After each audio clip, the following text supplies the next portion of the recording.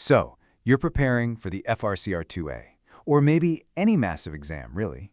You know that feeling, right? Staring up at what feels like an unclimbable mountain.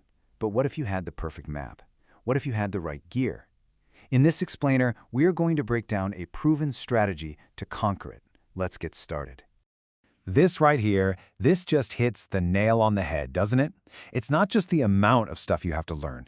It's that feeling of being totally lost with no clear path forward. But pay attention to that last word there, smartly. That changes everything, and that's exactly what we're going to dive into. We've broken this whole journey down into 4 clear parts. First up, we'll size up the mountain, so we really get what we're up against. Then we'll unfold the map, which decodes what the exam is actually testing you on. After that, we'll show you the smartest path, a study method that might seem a little backward but is incredibly effective. And finally, we'll get to the ascent, your personal blueprint for success.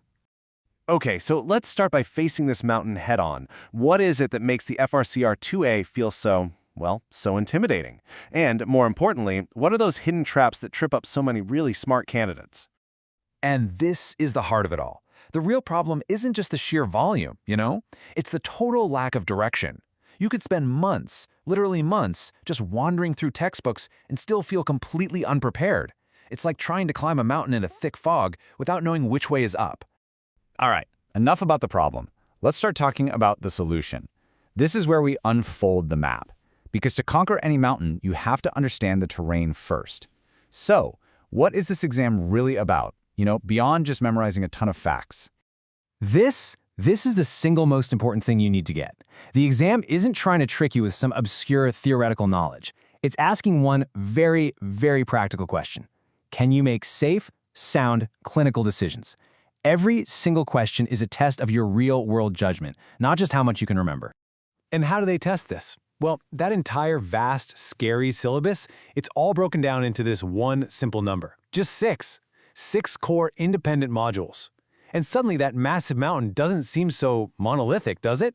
And here they are: cardiothoracic, GI, GU, musculoskeletal, neuro, and pediatrics. I want you to think of these as 6 smaller peaks instead of one giant one.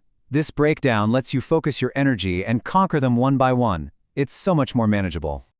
Okay, we have our map. Now let's find the smartest, most efficient path up this mountain. This is where most people go wrong, and it's where you can get a huge advantage. It's a little counterintuitive, I'll admit, but trust me, it is a total game changer. Just look at this contrast. On the left, that's the old method, right? Burying yourself in books, feeling crushed by the sheer weight of it all.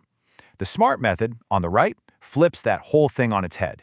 You start with the questions to figure out where the target is, and then you use your books like a laser-guided missile for high-yield learning.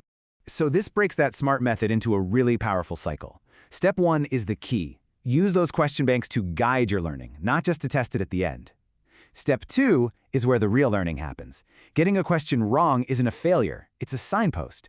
It's telling you exactly what you need to go study. And then step 3, that's where you make it stick. Repetition turns confusion into clarity and clarity into mastery. Let's just run through the traps really fast. The first and the biggest one is trying to boil the ocean. You simply cannot read everything. It's just a direct path to burnout and feeling completely lost. Mistake number 2 is saving all those practice questions for the last few weeks. That's like learning to play basketball but never touching a ball until the day of the championship game. The questions are your training ground. They're not just the final test. This is such a critical mistake. Thinking you can learn a concept one time and just be done with it, that's a recipe for failure. It's the repetition that forges that fragile new knowledge into a solid understanding that you can actually pull out from your brain under pressure. And finally, there's the trap of passive studying. Just reading or highlighting, it doesn't build the mental muscle you need.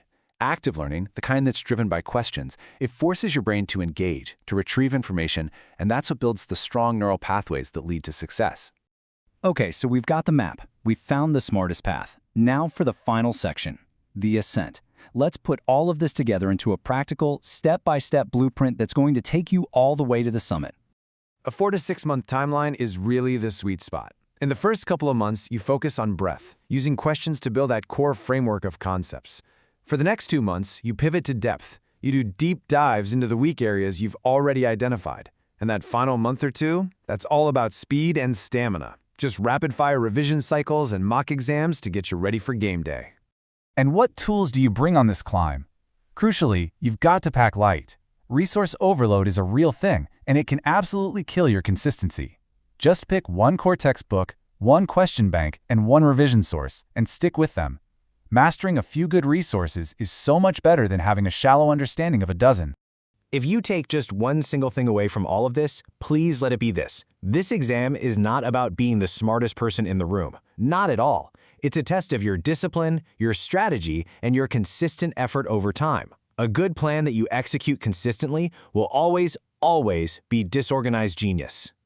So, once you have the right map and the right strategy, you start to see the exam for what it really is. It's not some unpredictable monster. It's a system, and it's built on recognizable, repeatable patterns. It's a game.